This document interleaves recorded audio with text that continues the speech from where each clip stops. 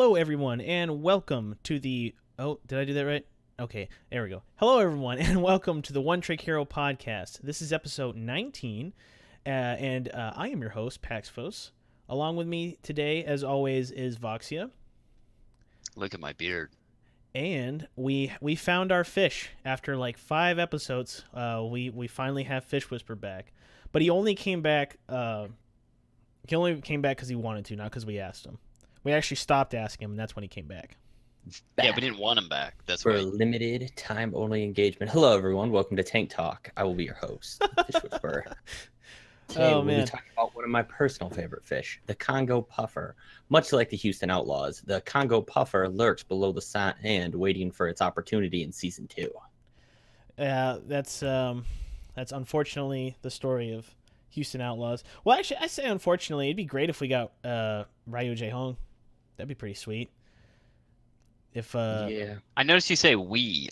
Did you just hop off Boston's I've always Johnson been a Houston already? fan, man. No, Boston's in it to win it, baby. Boston's still your favorite, though. Well, I mean, yeah, we obviously. all like Houston, but Yeah, collectively Jae Hong. we are Houston. Individually, I remember- we are. Yeah. I remember like a month ago or something around there. There was an interview with Ryu Jae and he said something like he doesn't know if he's gonna keep if he's gonna keep playing into season 2 because of how the team was doing and shit. oh, I don't know. Oh, I don't know if it keep changed playing since with then. Soul or the game in general. Like the game. Oh, really? I think if it's not going to happen, but like if they totally traded him over to Houston, I think that would be like swapping Fisher on the Gladiators. Like the It's entirely improvement. possible because I feel like that's Houston's biggest weak point is their support lineup. Like, no offense to Banny or Well, they just don't have something Rock, that's I ridiculous. I think Rockus is all. really good, but I think they need another. Rock is good, yeah. Yeah, I think Rockus can be a playmaker support, but as far as stability and keeping everybody up the whole time and not dying, you really need like an anchor, and I feel like Ryu Jae Hong could be that, and he's someone that could, would be. Maybe he might fit in there better than Soul too, because remember when they first kind of started slumping, and then there was the stuff that came out where players or people were saying that Ryu Hong wasn't doing his he wasn't hard enough on the other players as captain, so he wasn't forcing them to like make up for their mistakes. He was like they thought he was too easy, so they had to restructure kind of how the leadership on the team worked. So maybe since Houston has good leadership already going for it, he could just kind of fit in, and he wouldn't have to have that issue arise again. I don't even know if Ryu Hong's still the captain on Seoul, but yeah. Interesting. I don't even think it's possible they're going to trade him to Houston. I was just saying, I think that would be one of the coolest trades. I think that would be like on the level of like the Gladiators picking up Fisher. I think Seriously. even more though, because Houston does have really good parts. Yeah. I mean, they made it this far. The Gladiators did too. They were just missing like one piece. I think Houston has got better. that piece. I think Houston has better parts than Gladiators personally. I do, but I think he would be on the level of the same piece getting added into the equation. Yeah, like Fisher was. Yeah. Uh-huh. Because I think Fisher carries a lot on his back for the Gladiators. Not saying that the Gladiators aren't putting in their fair share of effort, but like it was a dramatic difference. They were looking like they were going to be bottom 4 for a little bit, and then all of a sudden they shot way up. Well, it's like, not just way his up. play; it's his leadership style, and the way he plays the game, not just how well he plays it. Because he plays so aggressively, which is something iRemix wasn't doing. Like as they weren't playing nearly as aggressively enough to give Surefour the space he needed, which is why as soon as like Fissure came up and started doing it, Surefour got more space and wasn't just getting shit on. He's also the strongest, smartest, most handsomest, whatever the else he adds into his set. So that definitely doesn't hurt. Well, no. I don't like if you would have asked me before Gladiators got Fissure. If you would have asked me before if I think they would make it to playoffs, I would have said no. Like, just being I didn't honest. think they would. But I didn't. But after that, I thought they could, but with Fisher. Fisher. So anyways, this is our last podcast of the regular season. We were gonna do it last week, but all of us were a little bit busy and we couldn't really sync up our schedules. So we're covering it this week. But basically, we're just gonna kind of go over and roughly talk about the last week of the regular season, which was pretty. There was definitely some good games there.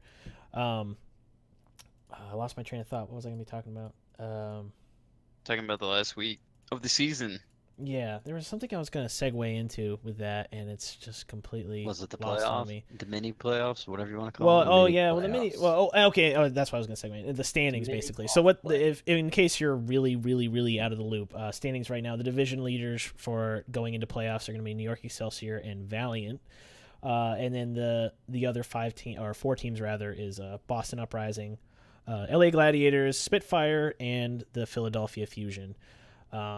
Houston looked like they were going to possibly make it, but they had to basically have a bunch of miracle circumstances for the last 2 weeks for it to work, and it just didn't quite. And I think they had to win the game versus Seoul, which was close. It was 3-2, but you know. Wait, you said Houston? Houston? You mean Yeah. Nixel? They had to beat New York, not Seoul. Oh, wait, yeah, Yeah, that's right. 'Cause they did Nixel lose. are at the No, end. you're right. No, they had to beat. Well, they had to yeah. beat Nixel, or they had to beat the Valiant Nixel. when they played them earlier on. Yeah, and well, on top of that, Yeah, I that's mean, true. on top of that, Philly also would have had to lose. They beat London, so it really didn't matter. Yep, that was the other condition, is Philly had Yeah, to beat. Yeah. Which, why does it always got to happen that way? Philly was looking not shit, but they weren't looking like nearly strong, and London was looking way stronger than they had been for the last like 3 weeks. Then all of a sudden, London just fucks up against Philly and fucks over the Outlaws. Why? Philly's another one of those teams though that they kick it into gear at random times. Like Valiant's another team that's like that. Philly and Valiant, I feel like, are that same tier of like when they kick it into gear, you know, they're winning games and they're doing good, but when they just sometimes don't. And I don't know if it's because they're not trying, or they're sandbagging, or they're trying out different things, or what the deal Valiant's is. been but really consistent this stage. Before this stage 4, I that's what would I was agree, talking about. but Yeah. in a stage 4, Valiant's was the most consistent team. Yeah. So They also picked up Custo, which I think was a large part of that. yeah, huge part of that. Yep. He definitely brought a lot of leadership to the team, which is interesting, seeing as how he came from Dallas, which needed leadership. But I think with the Dallas issue is more so that he wasn't able to play that leader role, at least not effectively. That's what it seems like, because I mean, if he was, I think Dallas has the tools, they have the players. Oh, maybe to they be on that disagreed level. with the way he wanted to do things, you know, Yeah, I or don't just know. couldn't do it. That's just the thing. I don't know. Just because people won't listen to you doesn't mean you're a bad leader, and just because people do just because you're the leader and it works doesn't mean you're a good leader. It just mean you Right. never really know. Yeah, that's true. Yeah. The only thing you can say for certain is whoever kept caging the Seagull was an idiot. Yeah. Yeah, And I Seagulls. said that Seagull's from the been start, so consistent from the very since he's first been playing week, DPS. and the next week, and the next one, and every single time he got to play. Honestly, if there was an award for most consistent player during the regular season, probably be Siegel. Maybe like the best player that consistently got fucked. Well, yeah, but I meant like always performed at expectation level. Like I don't, I haven't. There wasn't a game that Siegel was in that I was like, man, you could do better. Like like it always felt like he was giving his best. Any games he was in until stage 4 or 3. He was in some in 2, I think. They'd let him play some though, but matches not or some many. games. He'd come in and he'd do really well and would be solid, and then they'd be like, all right, we're pulling him for something else, and they never really let him do anything. Yeah, which is weird. I mean, we've been over this 100 times on the show, but the whole Dallas Fuel thing is just super odd, and I'm really hoping season 2, they either fix their shit or they sell the franchise. Yeah. I'm not. Fuck the Fuel. Just trade Seagull. Yeah, give us Siegel. Something I never brought up because I kept forgetting, but it didn't hit me when the league was announced. But at some point during the season, the like specific shade of dark blue they have and gray, when I look at their like jerseys, it makes me think like it could be a janitor's uniform at a Jack in Box or something. Like it looks like some corporate like building like uniform for a janitor or something. It's just really They boring. want the janitors to feel cool, and they give them team shirts. And It's then like the this Jack in the Box logo. Yeah, that makes it even more so. That just really makes it seem like Jack in the Box. You know? So I don't know how you take a logo that's fire and then somehow make it look really boring. I mean, the logo, like just the the fuel fire like is whatever, but the color surrounding it that they picked. Well, I think the key to making it look stupid and ineffective was putting it in a dumpster for the first couple weeks. Yeah. That is the truth. So during the regular season, Shanghai did not win a single game. That's set, right? Am I saying that right? Set? I don't know. Match. I would say match. I would say match. That's what I would say. They didn't win a single match. Basically, they won. They pulled a game or two off here and there. There was a couple. There was a couple matches where it looked like it was close. It's like, oh man, are they gonna do it? But no. So I think that's a record, right? In sports history, like period. Isn't that like in what is it? In like an official league of some degree, Shanghai Dragons has the like highest losing streak of any sport, like ever. Something like that. It was something crazy, and that was back when they were at 32 losses. Now they're at 40. So yeah, I'm not sure.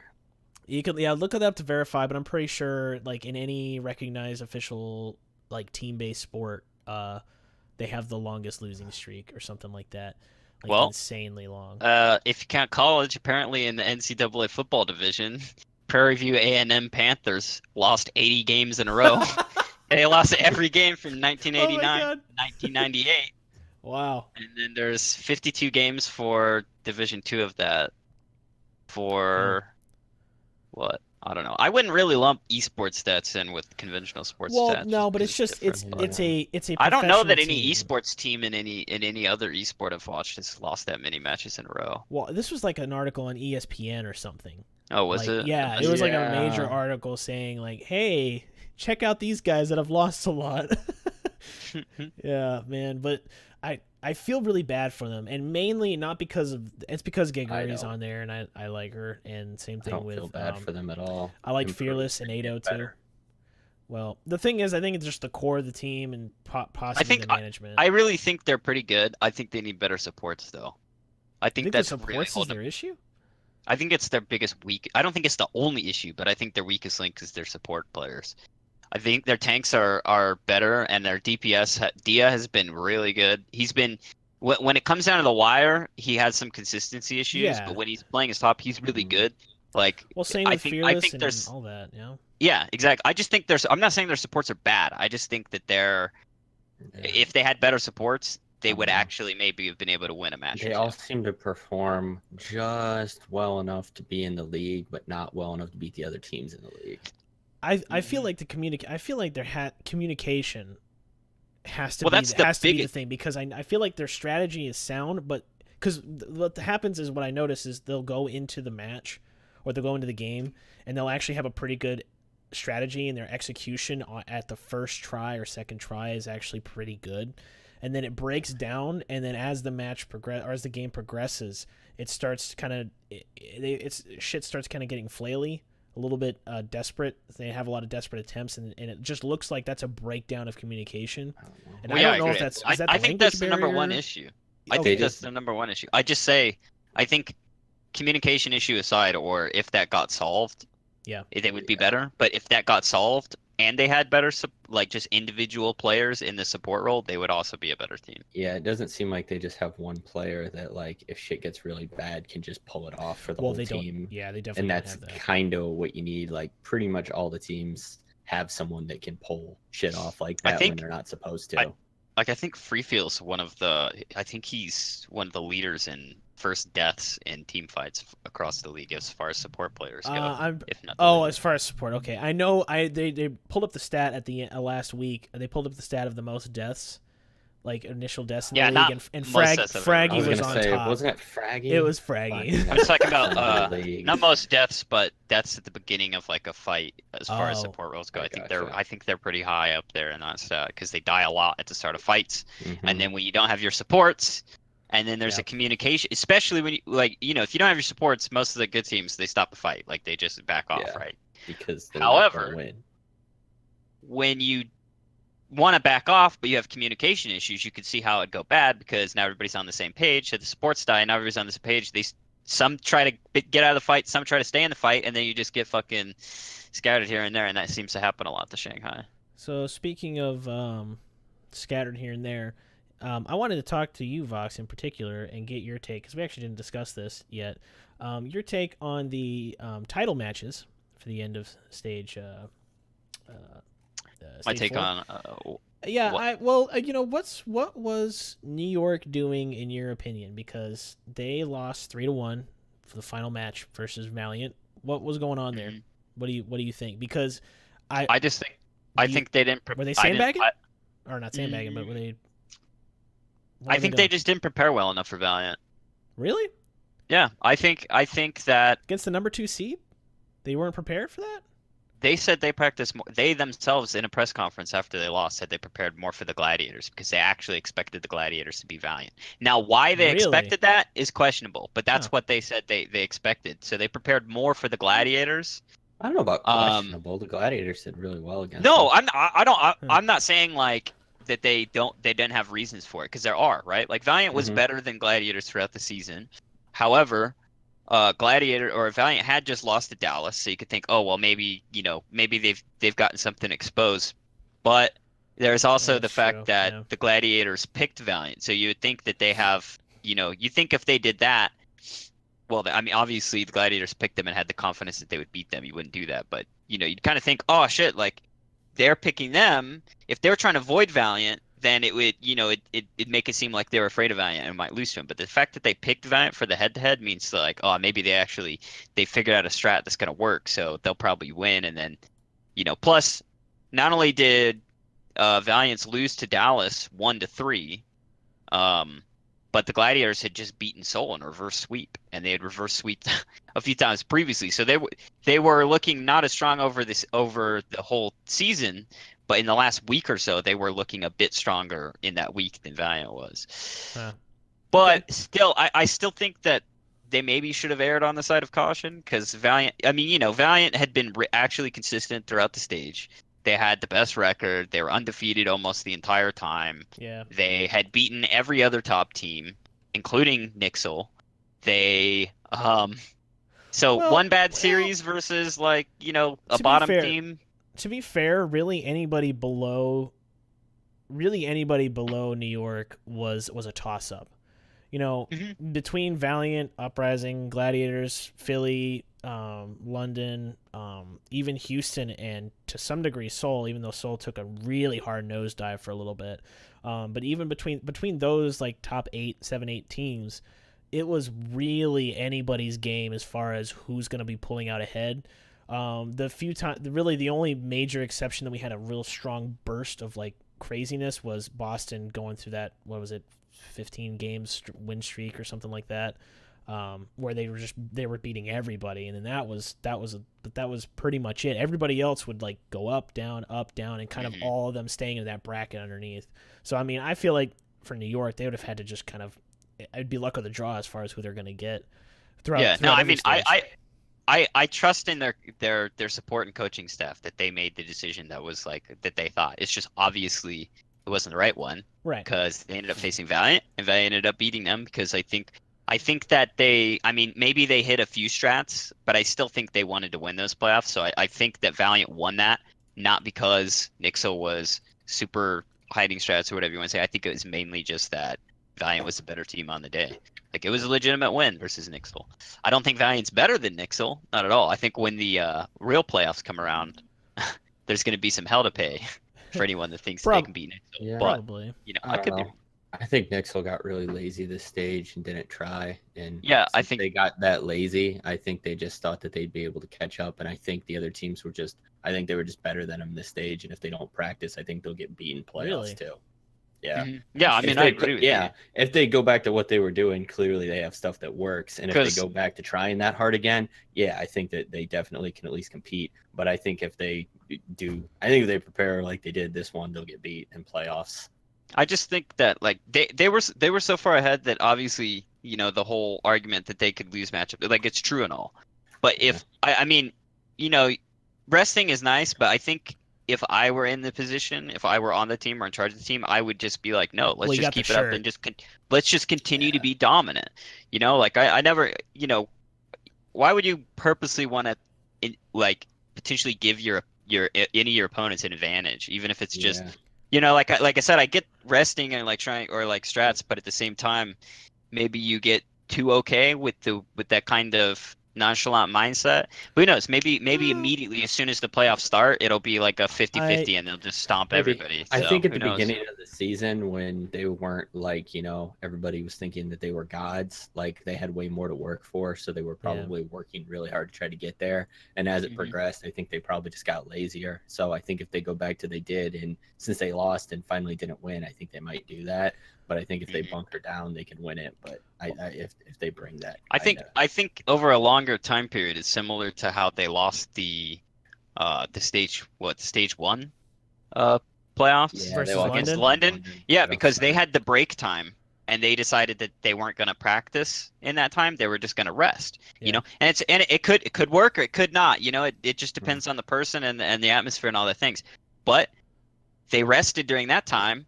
And then London, you thought, oh shit, well they just played, they're going to be tired, but they were just like they were fucking Ready to in go. top gear. They were just still rolling.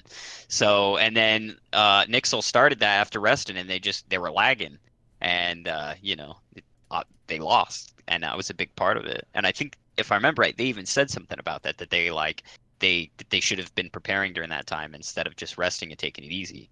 So that's why you know. They're far enough ahead that it was okay, but that's why I say I don't know if I would have done the same thing for this stage. But I'm sure I still have faith they'll win the playoffs, so it doesn't really matter. It's just a fucking like Blizzard, like you've said before, Pax. Like it's kind of weird how they make such a big deal out of these mini stage playoffs I when don't they're get only that about either. money. I mean, it's only Yeah. about money, and honestly, most of these guys are making enough money to where it's not like everybody's Nami who's like is that the guy from San No, Francisco me, who's like yeah, the sending one money whose to his families. family, you know. Hmm. I mean, I'm sure there are players like that, but most of these kids are just like what you know. It's but Still, but I the but mean, the yeah, I mean, money is money, but you get what I'm saying. As far as from a competitive standpoint, it's not. I wish they would. I $20,000, wish they would find a $25,000. different term than playoffs to call them. Like I Well, I wish they think would they I call think they them like. officially switched it to title matches, is what they Oh, call did it. they? I I think they thought they were officially Oh, I just should switched have it, stage see that. finals. which is good because the playoff thing was confusing everybody.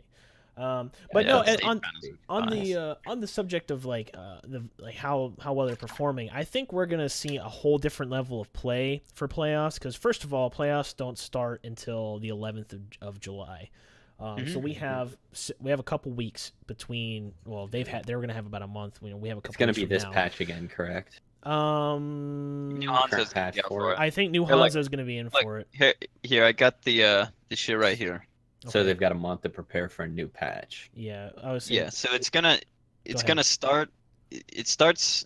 The quarterfinals start July 11th, Yeah, yeah, and yeah. they're the 11th, the 13th, the 14th. The format. See, the format's interesting. It's a best of three, best of fives. So the first team to win two best of fives, or wait, yeah, the first team to win two best of five matches will advance to the next Yeah, round of each playoffs. series is a best of 3 matches. Each match is a best Yeah. of 5 maps. Right. For the quarterfinals and semifinals, each series will play each series will play their first best of five match on Wednesday of each week. The two series will then play out the remainder of their matches on either Friday or Saturday. Right. The patch is patch 1.25. Reworked Symmetra will not be available, but Lucio and reworked Hanzo will be Yeah. available. Okay. So That we makes will sense. see Yeah. new Storm Arrow Hanzo? Yeah, Yep. Storm Arrow. So Which is cool. oh yeah, no, Excited for for sure. that. What was I gonna say? So, but anyways, going into how that's going to affect. Oh, and the um, map picks. Oh, Let me go read ahead. that Yeah, no, part go off ahead. real Yeah, quick. go ahead. Go ahead. So oh yeah, the maps are going to be played on too. Is for escorts, Dorado and Junkertown, control Oasis and Lijiang Tower. Hybrid is Eichenwald and Kings Row. Volskaya, Industries, and Hanamar are the assault maps, and then the tiebreaker is Nepal for control. These The are matches set. will progress in this order. Yeah, Okay. escort, control, hybrid, assault, and escort again, with the tiebreaker being played on control if needed. But the picks is interesting because the playoffs will introduce one fun wrinkle that could affect team strategy. The first two matches of each series will feature a pre-assigned map rotation, with the higher seed defending first for all applicable maps. But if a series goes to a third and final match, then a map selection mechanic kicks in. So Oh, here's how it works interesting. for match 3. If it's escort, the higher seed picks the map. If it's or the lower seed and the lower seed picks side. If it's controlled, the losing team picks the map. Hybrid, losing team picks map, winning team picks side. Assault, losing team picks map, winning team picks side. Escort, losing team picks map, winning team picks side. And the tiebreaker is just Nepal, no matter what, because it's tiebreaker. Wow. So, but yeah, it's interesting because there's kind of that pick. I wonder how they came up with the if loser or winner, or what if they pick side or map. I wonder how they came up with that. I think it's kind of popular in a lot of things for the winner the loser to then pick the. Yeah, I'm sorry. I didn't mean the concept. I didn't mean the concept. I meant like how they decided if it was more advantageous for the winner to have choose a side rather than choose a map, kind of thing. I don't know. That was the part that was interesting. I know they did a show thing where they drew the maps. It was like a map draw thing, so that was random. Okay. I missed that. I would guess it was the same way they did everything else with the league, trial and error. Yeah. So if it works well to do it next year, if not, maybe they'll swap it. But one thing, the earlier discussion we were having talking about Nixel and their fight against Valiant, basically, if you think about the way the regular season has worked, it's been basically every team they know what's going to be coming next week, and they basically have just a couple days to prepare, and then they're going against that, and then the whole cycle is repeating, and so they're basically just having a few days to scramble shit, and so we're seeing basically highest level of play with fast information, and they don't have a ton of time to prepare for each and every team, other than what's allocated in a scrim block within 4-day period or whatever it's going to be, sometimes 2-day period maybe. But with the playoffs, I got that stuck in my head. Playoffs.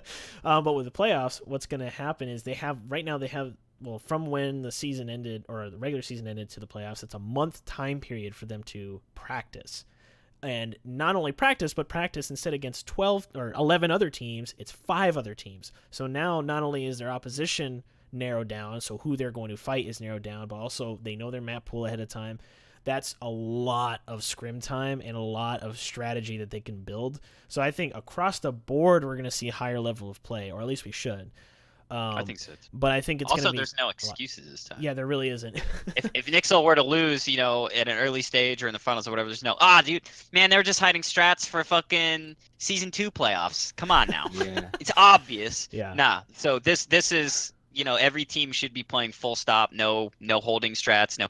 Okay, so if you're in the quarterfinals, maybe you hold strats for the finals if you're good enough to do that. But for the most part, you're just playing. Yeah, most teams are going to be playing their highest level, and it's going to be good. I don't think anybody's holding any strats. I was going to say that, but that's why. I mean, that's why in any major team sport, your viewership during playoffs goes way up because the level of play goes way up. I mean. Well, the stakes are higher. I think that's a bigger one too. It matters, because like at the end of the day, with the regular season, the only thing that really matters is playoffs when it comes to prestige and titles and shit. So a lot more people will tune in just because they're like, this is what really matters, because Nixel could lose 6 games or 6 maps, however many they lost in last season, and does it matter? No, they're still in the playoffs. So who cares? If you're more of a casual viewer, why would you really, if you got something better to do, why spend the time and energy watching it? But when the playoffs come, that shit, everything's on the line. That's for real now. It's for all the stakes. Playoffs. Talking about sports. Great group of guys. Sports. Great group of guys. Well, yeah. I guess on to the main thing. So who wins? Nixel. Going. Yeah. Dude, you said that so fast. Obviously his. Who do you think wins, Pax? You're like, who wins? Shit, man. No, wait a second. Why does Nixel win? Because they're the best. Okay. Go ahead, Pax. Can you defeat the argument of they the best? Okay. Nixel right now is the best. That is correct. Actually, I think Valiant right now is the best because they are the won last the ones title head-to-head match against them. They still won the last head-to-head against them. That's true. Yeah, well, and we determined the season doesn't matter. Well, I think they were the best on that day, but I think all stops pulled, like we were saying, all stakes on the line. Nixel has a higher ceiling than Valiant. So unless they fuck up super hard and don't prepare properly, they're gonna beat them. But Valiant that whole roster's new. Like, I don't like the Valiant at all, so I don't really want to talk about them in a positive way. But like, that whole setup is really new, and they did as well as they did last stage, and they're gonna have a whole month. Pretty much, they're gonna have the whole amount of time that they had together on top of that to game plan and come up. And Soon, as much as I don't like him or the Valiant, is kind of terrifying, man. Yeah, like Soon has been getting way better. Yeah. Like to the point where you're like, sure. what the fuck is going on with him? So the way, as of right now, the way I see it, Nixel's. The hell is that? Probably his kid or a bat bouncing his head off the wall. Yeah, bat again. The bat is back. The bat is back. Damn. It's from episode 1. Yeah. Oh, gee. Something terrible happened. So I think Nixel's right. Still the best, just based off of their track record and what they've been able to do. There's been a lot of times where it's like, oh, they might lose to so and so, and then they just kick it into high gear for no reason. They've done that more often than any other team. So right now, as far as based off of what we see and the history and how cohesive their lineup is and how confident they are, Nixel's what we got. However, I do not think any of the other 5 teams, I do not think it's out of the question if they could get it done. If I'm going to put my money on any one of the other teams coming close to Valiant, it's probably going to be Boston, but not just because I'm a Boston fan. Only reason being, I feel like Boston is one of the better teams amongst the others when it comes to time. So the longer they're in a meta, the longer they have to practice with any particular setup, I feel like they're stronger than any other team the faster it comes. I feel like what Boston's problem is when change happens really fast, they're not able to adapt really quick. And whether that's a coaching problem, player problem, I don't know. And us having a month to prepare for the playoffs and then the games being long, we have that amount of time. I feel like that's probably enough time for them to be able to pull up ahead. Philadelphia is a wild card. I feel like at any given day they could either beat every team or they'll just be on the bottom. So who knows? And then Gladiators are the dark horse still. We've said that from day one, but I still feel like they're the dark horse where it's possible they carry it away. Valiant, they're looking like the strongest second right now, but I don't know. It like it's really hard to tell because, like Fish said, they're all new. So it's you really don't have a whole lot to go off of. It's definitely a changed roster. Wait, how are they all new? Agility's been playing. No, just them together. Just the way they're working together. And then Spitfire, it's like they're kind of like Philly. I feel like in my mind, where it's like any given day they could just take it all or not at all. So I don't know. I think that's going to come down to strategy. As far as who's going to take, but who wins? That's what I want. Go ahead, come on. Who wins? Say it. Who wins? Be a man. Make a decision. All right, Boston. Boston. Yeah, I'm going to go Boston. Okay. Yeah. All right. It's not the greatest chances, but it's a good enough chance where I think they can take it away. I mean, you have a point. I think we both agree that or probably all three of us, they're definitely an inertia-based team, or they have been in season 1 anyway. Yeah. The longer they have for their ball to start rolling, the more they get carried away and get good. But we'll see. Good. Yep, we'll see if it's enough time. Who knows? Maybe not. I think that Philadelphia is going to get disqualified for using some kind of performance-enhancing drugs, and Houston is going to get in, and Houston's going to end up taking the whole thing. Now that is a really low percentage of chance. That's if we're just the whole team's on performance-enhancing drugs. That's if. Yeah, or like Fraggy gets caught like eating a couple Koreans or something, and they get disqualified. Hey, you can't. One of the two. Gone. He just starts eating them, and they're like, "What are you doing?" It's funny because like put it past him. In that video where they're touring the Philly house, and Fraggy's the one doing the tour, and he's like pointing at like the Korean players that or it was Korean and like EQO or something eating. He's like, they're over there, just kind of like pointing at him like.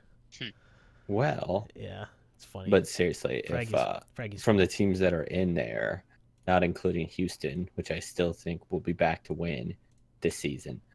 Yeah, I think the Gladiators are going to win the whole thing, no question. Fuck. They're going to be the most disappointed. I don't think Nixel's going to win it. I don't. Really? That's interesting. There's a lot of people going to Barclay Arena over there, and that got Well, tickets if for the that. Gladiators, that are expecting that.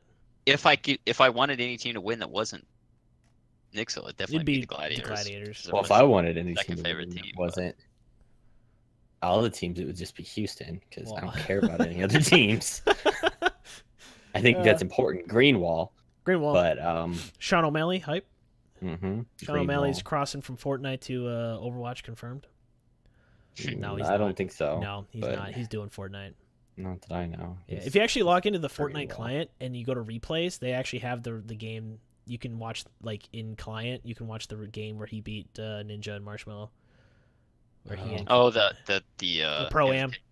Yeah, that was pretty good. Oh, that's what it was called. Yeah, Pro-Am. Yeah.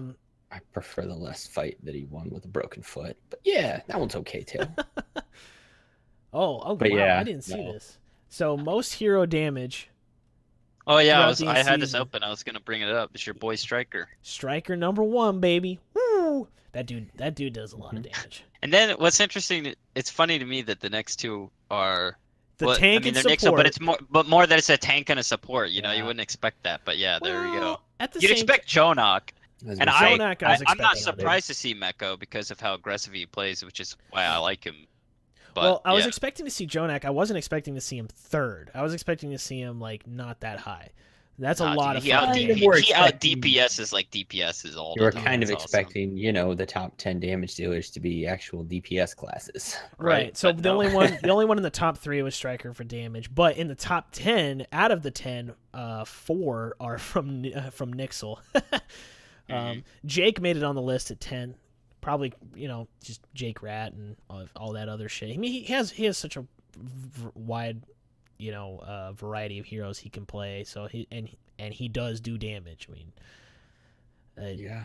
Jake's always been. I'm good, surprised but, Tavix up He in the do top 10 at damage. all. Well, I think. Well, okay. So this is most hero damage I'm done. not. He did all the damage on their team. Well, the thing is, it's about how long they played on. Well, think about this. Like Jake got this high, and he was subbed out like a good chunk of the time. Not all the time, but like. Well, it makes sense because Houston plays really defensively, and even when they lose, they usually draw it out. Well, like, right, really a long but time. meaning Tavic's going to be Even on when there they lose, because. they really win. Well, I'm saying Tavic's going to be on there because he's played every single game, so he would true. have a lot of damage. Like that makes sense. like yeah. Libero. I forgot they didn't sub him out. Yeah, ever. exactly. And then same thing Ever. with Striker. Not He even played. if there's a fire. I don't think Striker was ever subbed out.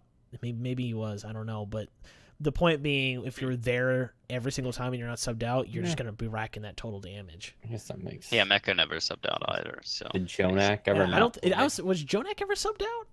Maybe once. Maybe. I don't know. think Well, I so. mean, they still kind of wanted to win when they were doing other stuff, so I don't think they took him out ever. Oh man, yeah, that's crazy, man. So anyways, we got playoffs coming in on July 11th. We'll obviously be covering all of that on this podcast. I don't know what we're going to be doing in between. We'll probably be doing some stuff. I really don't know what we have planned because Fish is still going yeah, through. we haven't really talked about that yet. Yeah, Fish is really Yeah. is still going through new stuff with his job, so his schedule Yeah, so still. let's just talk about it on air. Yeah, so yeah, let's talk about it on air. Let's map it out right now. But no, Eating you're pussy, sucking dick, and kicking ass. Woo! He's busy. I have stuff going on too, so we will see if we can come up with something. We might do like a podcast where we like loosely. Well, we already loosely talk about Overwatch, but we maybe even more loosely talk about Overwatch, and then we like do the podcast while we're playing other games or something. I don't know, something stupid. If you guys are into that, if you guys who are listening want to leave any feedback, if you'd like to see any cool content in between, let us know, and we'll take that into consideration. Yeah. Might do something just depending on how our schedules sync up and all that. I mean, fun 'cause- jazz. For the next, 16 days until. Wait. Is June a month with? No, is it 30 or 31? Hold Yeah, on. it's 30 days. So I for the don't next know. 16 days, there won't really be anything to cover Overwatch League related except for news. Player that news may not or come you know, out, something you know. like that. Yeah. And I don't even think there shouldn't be much of that news wise because I don't think the actual trading windows and stuff open until so the trading windows for the current teams are open until the beginning of August if I remember, because in July that's when the windows open for the expansion teams. so they can pick up talent from contenders and other places. And then the teams that are already in the league, they don't get to pick up new talent or trade talent until August. Just because otherwise, if they all did it at the same time, the expansion teams would have a much harder time getting people. Potentially, I guess, unless they had really, really, really fucking good investors and were just like, here's a ridiculous contract. I think it's going to be pretty cool if they get some new expansion somewhere. teams, just because some of the other players that are solid players that aren't playing right now can get picked up on some other teams. Like, cool. I would love to see some Shadowburn again. Like consistent Shadowburn. Oh man, and there's enough players like that are just kind of like in that in between ground to where they're like, I need a team, but I don't have a team to play on. I'm just saying, I think it'd be cool if there were a couple more added in, so they could spread out a little bit of extra talent. They're definitely adding teams. Well, yeah, that's true, and I'm on the same boat. There's so much talent that was sitting on the bench, like for London. Freaking Shadowburn, like he's still one of my favorite players, and that dude was benched almost the whole. As soon as EQO, hit the map, it was basically all his game. That sucked because I feel like Shadowburn's a good player, and he deserves to be somewhere where he's on an active roster. I'm just saying that the bench talent alone that's not playing, they could probably field a team that could have beaten at least Shanghai. At least Shanghai. Yeah, pretty safe bet. Shanghai, I feel like there's going to be something major for season 2 for Shanghai. Yeah. What was the player's name? One of the players who used to play for Miraculous Youngsters quit PUBG and is coming back to Overwatch. I think he was a DPS, but I can't remember. Really? I saw an article like a week and a half ago and only kind of half paid attention to it, to be honest. But yeah, and I would expect some of that might be happening more because we all know PUBG's been hemorrhaging a lot of players and numbers, and because they I mean, not that I thought their esports scene was ever worthy of being an esport anyway, but yeah. Oh, they have an esports scene? Yeah, they have. I loosely. I thought those were just like random tournaments. No, it was just. I didn't realize they had like an actual like. No, they had like an actual scene in Korea. Like they had an actual like Apex like thing. Oh, really? Yeah, it was weird. I watched early access non-finished game. They built a whole Yeah, I know, right? They built a whole thing, and it was 100 versus 100 or 50v50, and so you would have like for PUBG. Yeah. Don't get me wrong. That sounds kind of awesome to have 50v50 you'd have like tournaments. Or wait, no, it wasn't 50v50. Like that it's on PUBG. No, it was 100. I'm sorry, it was 100, and it was 50 duos. So each team had fielded like a duo, if I remember right. I don't know. It was fucking weird. I watched it one night, and I was like, "How is this an esport, man? Like, how is it worthy being an esport? Rather, I don't like that my eyes hurt when I watch it or play it. Well, yeah. That's just the game, yeah. But my computer gets mad at me and just shuts off. But the thing is, in Vox and Fish, we had a discussion with a friend of ours that was also in the Discord about the if Battle Royale can be an esport. And my thing has always been if Battle Royale could be an esport, but it would have to be something completely fucking different than like what you get with League of Legends, Counter-Strike, Overwatch, and that kind of like team-based thing.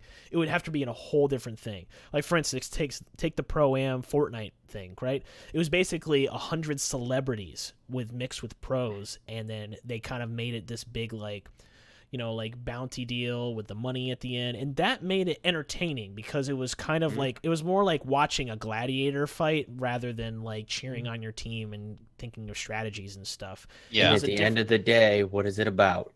Entertainment. Exactly. So I feel like for that to do whatever makes money. Yeah. So I feel like for Battle Royale to be an esport that's successful, that can have people can go for a career in or whatever, it would have to be a completely different format than what you would see in typical esports. And what I see the problem, and I see Fortnite doing that. Fortnite's trying to make things different, and it's working. I mean, fuck, the Pro-Am had like a 1-point-something million people watching it on Twitch. It was nuts.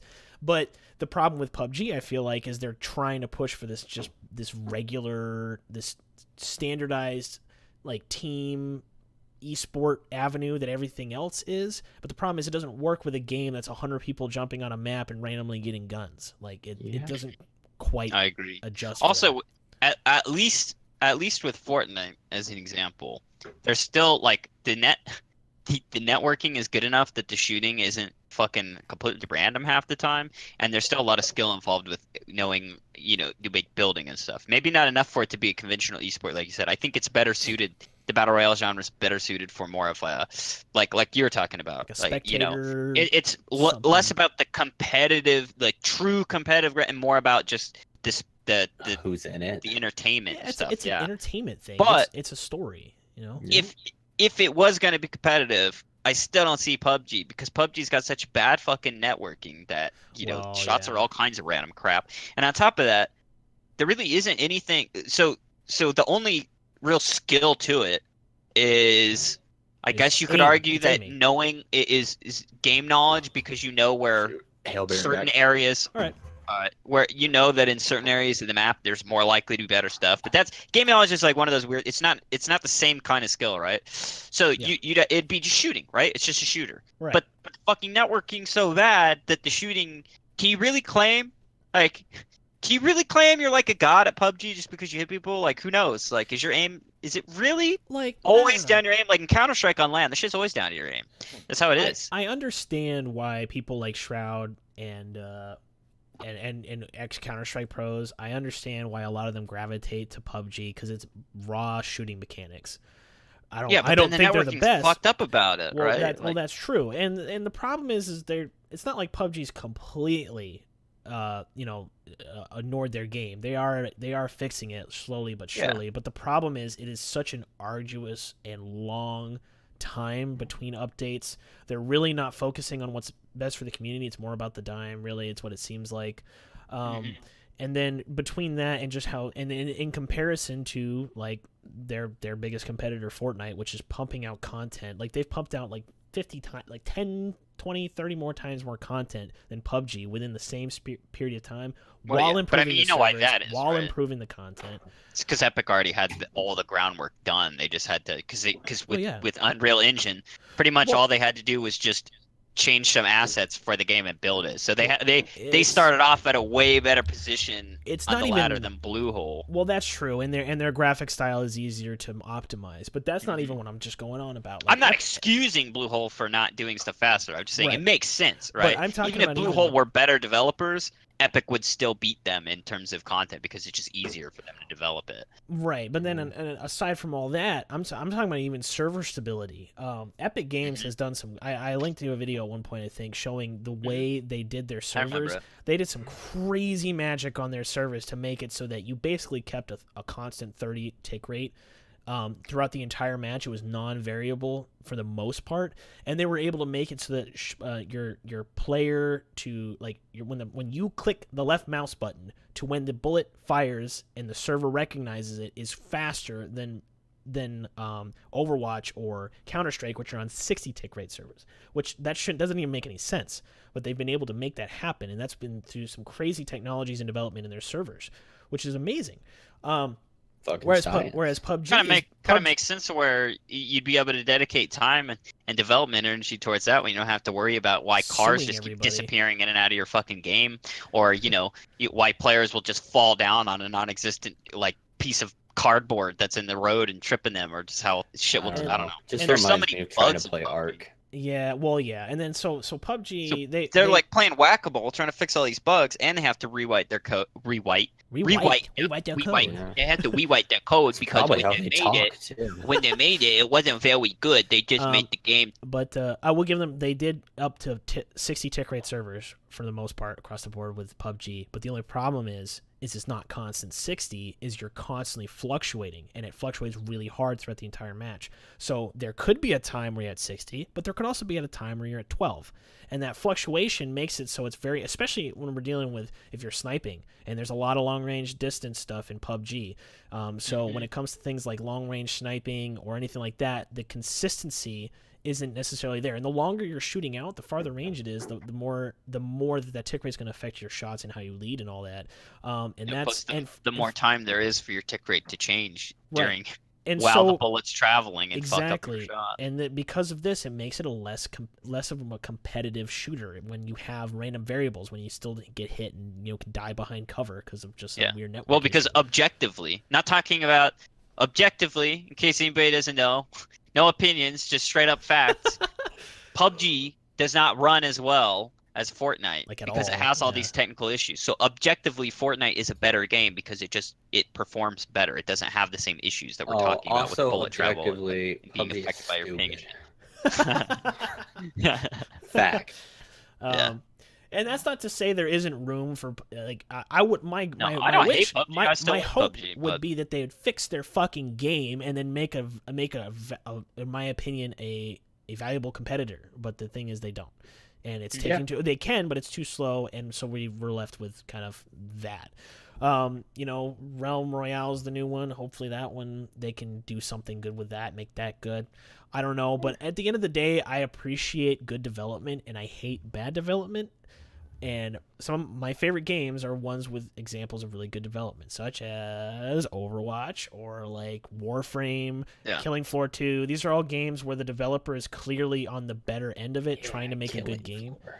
And the problem and before you know, you can't say this everywhere, or you can, but then people are like, no, Blizzard, Overwatch is a horribly developed game because such X character was imbalanced. It's like, that's not what we're talking about, idiot. We're just talking about how well it runs on your fucking computer. How well do the fucking servers perform? How well do the fucking how well does the game work as it's supposed to, functionally? Not even just approaching it from that standpoint, but like developer interaction, their development cycle, how they're handling. Like Overwatch has been developed very well, and everyone gets all bitchy and moany about the whole like, oh well, Mercy was overpowered for X amount of time, you know. But it's like, dude, the amount of Jeff, prepare for death. Well, that is also true. West Coast makes balancing simple. They're gonna be the best expansion team.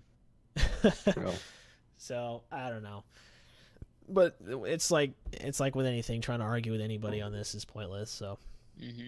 Well, yeah, because a lot of people think that objectives can be argued when they can be debated, right? You can debate that a certain fact is less correct than another, not correct than another one is, but people try to throw their opinions in an objective conversation. That doesn't matter. It doesn't matter what you feel, dude. It's literally just 2 + 2 is 4. Okay, I don't give a shit if you feel like it's 3. This is usually it's not.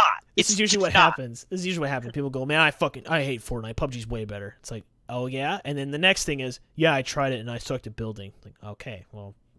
That's your problem. Like, you fucking suck. Like, yeah, you just and granted, you didn't like the game, but the game isn't. That doesn't make the game worse. I mean, it's like a friend of mine.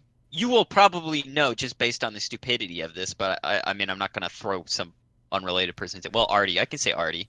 Friend of mine played Skyrim, and he made. He made. Yeah, I know you're talking about. Yeah, he made a stealth character. He wanted to be like a ninja assassin. So he had the basic dagger that he found or got like right at the start of the game, and was just running around and going and doing things and he was going up, like he was not only trying to fight NPCs that had full armor and stuff because somehow he managed to get skip the early shit, but he was trying to play a stealth character by just running at people, which makes sense, and like hoping he could stab them in the back before they turned around or something. He's like, I don't like Skyrim, it's a terrible game. And me and my other friend were like, but hang on, because we sat down and watched him play to try to give him tips or see, like what his problem was. And we were like, dude, you just aren't playing the game like at all. Like you're not even trying to do anything the way it's supposed to work. Like I can't even think of a good analogy, man. It's just, I guess it'd be like if you, I don't even know. Have any fish try to fight a puffer fish? Like it's wrong. It'd be like if you were like, all right, I'm gonna play some soccer or football, whatever you want to call it, right? Yeah. And instead of kicking the ball, you just walked around on your knees and like tried to then roll over and use your momentum from like rolling to knock the ball onto one side of the. It's just like, why? You're completely doing something totally nonsensical to get to reach your goal, and you could just change one simple thing. Like you could just stand up and kick it, but you can't do that. And so you think it's bad. No, that doesn't make soccer bad. You're just an idiot. Well, it's like I don't play RTSs that much, right? But neither do I. Right. But I like watching people play them. But there's been some good RTSs out there that have come out, and like for instance, like Civ 5. I never played a bunch of Civ 5. That is objectively. I did. Yeah, I know you did. Objectively, Civ 5 is a fucking good game. it's not. Yeah. But if I logged in and play it, I'd be like, man, I'm bored. I don't really like this. But that doesn't. That I can't like. The people that do that would be like somebody like me sitting down playing Civ 5 and then not enjoying it and be like, man, this game fucking sucks. There's no duck and roll. There's no parkour. I hate it. Yeah. I can only finish one game every 3 weeks. That is about how long. Dumb arguments. Yeah. I remember you were playing it, and I'd be like, "Hey, you want to play?" Like, I gotta finish my game first. Like, all right. Yeah. So a couple weeks from now, I'll hit you up again, see if you want to play more games. It's just 90%, 99%. I don't know. Most people can't tell the difference between. They just don't know. Just because you like something doesn't mean it's good. It could be. You could just like something that's bad. It can happen. Well, it's like in WoW. Just because you don't like something doesn't mean it's not good. You just don't like it. It's not your cup of tea. Just because your favorite. A good RTS. What? None of you fuckers ever want to play any RTS. Dude, okay, here's my thing. I suck at RTS. Well, wait. That's my problem. Right, I suck. Hang on. Civ isn't even an RTS. Well, I'm not talking about that. Like, my favorite game is like playing all the old Red Alerts. Yeah, dude. Okay, so the Red Alerts are some of my favorite games, period, but only because I really enjoyed the story and the units. Civ is really more of a turn-based. Yeah, but when it came to actually like playing it, like I played a ton of Red Alerts and like Command. Like one of my first games that I played as a kid was like Command and Conquer Tiberian Sun. Like I loved the Command and Conquers. The problem is I fucking suck, and so I would play and I'd play against the AI. I'd have a ton of fun. As soon as I got into multiplayer, I got destroyed. Like same thing, like StarCraft 2 when that came out. Man, that's all I wanted to play. I loved playing StarCraft 2, but I couldn't get past bronze, man, or like silver. I just suck at RTS. And then MOBAs, I wasn't too much better. Like MOBAs, I think I got gold once, maybe in League of Legends. And just objectively, ew. Yeah. But and so most, my best success has been in shooters for the most part, and RPGs obviously, and MMOs. I've done pretty. We've all played. We're all aboard for the BFA hype train. That's gonna be pretty fun. Well, at least for 3 months for Fish until. I don't know if I'd call it a train, like because I've done Ben on hype trains, and this is like a BFA. I'm a little excited, but like it's more like a little stop to take a piss while I wait for 76 to come out. Yeah, I know that's true. Hey, when does 76 come out? Is it September? November 14th. Oh, okay. I think. Yeah. I haven't looked at it a ton because I'm trying not to see any of the content. You're pulling the happening, Vox. You're pulling so the Vox. I can be amazed with every single thing I see. If anybody tells me or does anything, that's what Vox does for anything he's hyped for. Not play with you ever again. I don't even have to be hyped for it. Well, I'm so hyped up for 76. BFA, I'm not really hyped for BFA in a sense of just the game. I'm just excited for all of us as a group to play the same game, and because that's fun. That's more fun to me than like any game mechanically is anyway. So I'm excited for it to come out because, especially in the beginning of the expansion, we're all. It feels more like an MMO in that sense because we're all doing these adventure and experiencing new content together and like doing all that stuff. So I'm more excited for that aspect of it than I am PvP. Just gonna go out there, just throwing kegs of alcohol at people and setting them on fire, and I can't die, and everyone else is dead, and everyone's upset with me. It's just fun to play Brewmaster. It is. Yeah, it's gonna be exciting. We're gonna have a lot of fun stuff up ahead. We got a lot of fun games we're gonna be playing. The other 9 of you that play it know what I'm talking about. The other 9 people in the world that play Brewmaster. No joke. Like during Warlords when we were PvPing on Brew, you probably were in the top 100. I don't doubt that. There were probably maybe top 5. Yeah. Yeah. Like, shit, man. Yeah, I got some PvP fucking title playing Brewmaster in PvP. I don't remember what it was. Oh, really? Yeah. Yeah. No shit. Nice. It was amazing. He was doing as much damage on his Brewmaster as he did on the fucking Windwalker, and he was like 10 times more beefy. It's crazy. Well, I remember that because we got you at the last second to come in with your fucking DK. Because once I came in, nobody out DPS'd me except for you one time, match where I died earlier or something. You managed to do more damage. No, they stacked. Yeah. They hard stacked. Yeah. Was that the game where I think like 2 rogues just killed me in like 4 seconds? And I was like, all right, have fun. Yeah, double rogue wasn't fun to play against. It's still super fun to play against. But anyways, so we'll probably. So anyways, Fallout 76 comes out in November. Everyone get excited. None of you are invited to play with me. So Get high. But yeah, we got a lot of stuff we're gonna be playing. We're excited for. So I don't know. We'll this podcast is the kind of the launching platform for whatever we're gonna do next. But we're still obviously gonna be talking about Overwatch League because it is the esport we all talk follow. about Overwatch. We'll talk about other stuff. Absolutely. Yeah. But hit us up if you have any ideas or anything like that. Hit us up on social media and all that fun jazz. For now, this will probably be it for at least a week until we figure out what we're doing next. We are obviously going to be there for the beginning of the playoffs. Playoffs. I need to get a in soundboard. person. Send us tickets, and we will be there. Actually, yeah, if you send us tickets, or Blizzard, if you're listening to this, give us media passes, and we will be there. Yeah. We'll give you the best Give us coverage. money. Yeah, give us money and media passes, and we'll give you the best coverage you ever done got. Never done got get it. Yeah, I agree. Anyway, so we'll probably... Any teams want to pay me to just get other people to be interested in them, I can do that. Hype, man? You're a pretty good hype, man. Please, Optic, Yeah. send me free shit so I can get other talk people about to you like every stuff. time I do stuff. Yeah, if Optic just sends fish stuff, he'll pour that out on everything he Non-cash does. sponsorship is fine. Just Send me stuff, headsets. send me some stuff. Just not even that. Just send me a T-shirt. I'll show you out all day for a t-shirt. I'm not rich. I defend you guys. Come on, send me a T-shirt. I'll forward this out to somebody. But anyways, Yeah, so message us. yeah, hit us up. Get to our contact Speaking info. of hit us up, to all our lovely listeners, as you always know at the end of our episodes, you can find us on SoundCloud, iTunes, Google Play, or YouTube, or here on Twitch, the Twitch VODs. If you need to hit us up on social media, we're on Twitter and Facebook and all that fun jazz. Any last comments, Fish, Fox? Any other topics we want to delve into for the next half an hour or 5 minutes? No. Yeah. No, pretty I don't much think so. I think I'm gonna just start. I'm gonna log off and play some Warframe. I haven't played that in so long, and I'll play that's- Warframe with you after I eat. yeah, they I'm updated. very hungry. They updated the menus and stuff, and they've added that's- new stuff. It's pretty good. That's dumb. So go ahead and get that out of your systems. And when I get on, like maybe way later, maybe I don't know what the hell I'm doing, but we can play Killing do some Floor, Killing Floor. Hell which yeah. is more important. more important. More important. I want to punch Partner. things. All right, everybody. Thank you for listening, and we will be back next time. To be determined.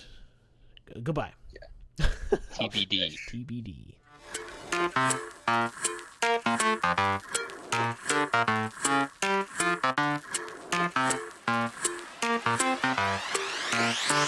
Ow.